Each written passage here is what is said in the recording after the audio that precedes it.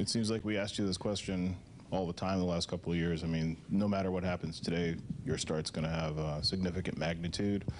I mean, do you think about that, and why have you been able to sort of be so consistent this time of the year for most of the last 2 years?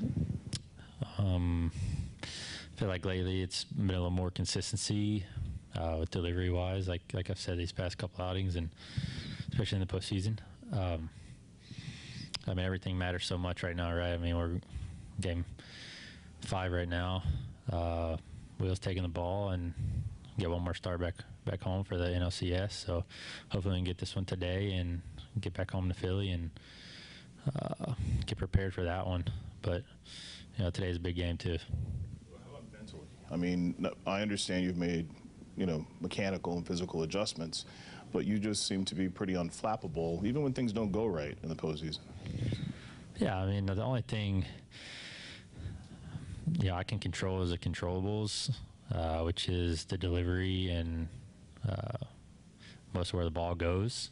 But once it leaves my hand, the results are out of my control. So, you know, I've tried pretty much my whole career to understand that and to know that is out of my control. So, baseball is baseball. Sometimes you make a pitch and you get a bloop hit, it scores a run. Sometimes you throw a pitch down the middle and they pop it up. So you just never know with this game. That's why it's so beautiful. But the only thing I can control is the controllables. So that's kind of what I always think about and focus on in my routine leading up to a start, which kind of keeps me focused. Jeff. Aaron, at what point did you come to terms with that idea that so much is out of your control, and what exactly got you to that point? A lot of ups and downs, successes and failures. Really looking deep into when I was struggling years ago.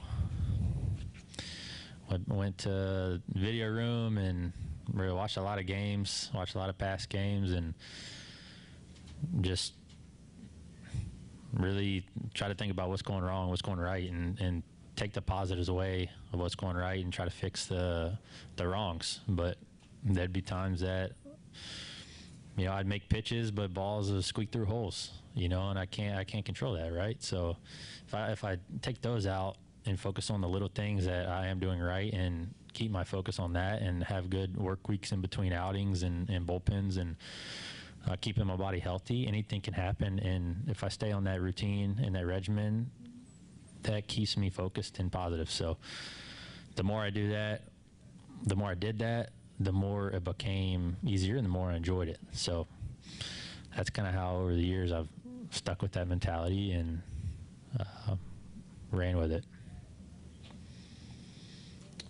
Barry, on this side. Aaron, so just following that up, did you do that with somebody, a coach? Did you have a team psychologist? How did you come to all that? Because as simple as it sounds, it's a complicated road to get there. Honestly, I saw this article in Roy Halladay, what he said years ago. They said something like pitchers, you know, will get caught up in the 7 innings or 3 runs or less all the time, and he always said that he controls the next pitch that he throws and tries to make that a quality pitch. So I kind of read deep into that, and it's true, right? I feel like a lot of times we do get caught up in you know, having really good outings. Obviously it's good, but at the end of the day, for ourselves, what did we do good, and what's our main job? And our main job is to compete and to try to make quality pitches and to control the strike zone and do our little goals each outing and try to succeed in those. In the back on the right. I guess kind of along the same lines. I mean, you're a starter. You're used to sitting for 4 days and not having control of things. But how hard is that, especially in a game like yesterday when you know every out's crucial, and in a game like today where you'd, I'm sure, love to be a part of changing the momentum? Yeah, crazy games past 2 days. Good hard-fought ball games by both teams.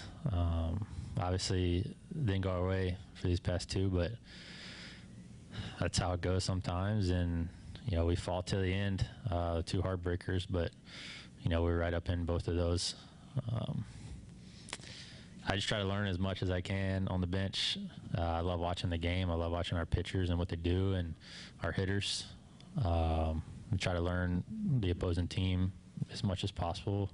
I know I already pitched against them once, but, you know, if I can take anything away from one of our pitchers, what they did to a hitter or whatnot, I do that. So not pitching every day, obviously, and being in the dugout, like you said, I just try to watch the game. I love watching the game and talking to some of the players on the bench that are watching too. Jeff. In that vein, Aaron, what do you admire about Zach, and what have you learned from him since he's become a Philly? He's an ultra competitor.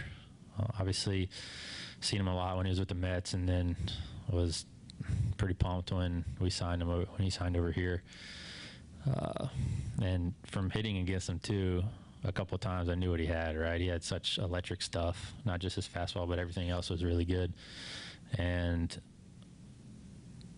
to see a guy that has the velocity that he has, his 4-seam and 2-seam, and the way he pitches with that, you don't really see as much starting pitchers that do that in the game nowadays. So when I saw him and observed what he does, and you know, in his bullpens and during the games, he really works on commanding the baseball, which is obviously important for a starting pitcher. But to command it, to have velocity that consistent, is pretty special. And to go along with those 2 elite pitches is also has his, you know, sweeper now, his curveball, his slider, and his cutter are all great pitches too. So it makes him so good, and he's never gets too up. Obviously, if anybody knows Wheels, he doesn't show too much emotion. Nothing really gets to him, and I believe that's why he's so good. And last one's for Aaron. All right, Aaron, thanks for coming in. Thank you, guys. See you tomorrow.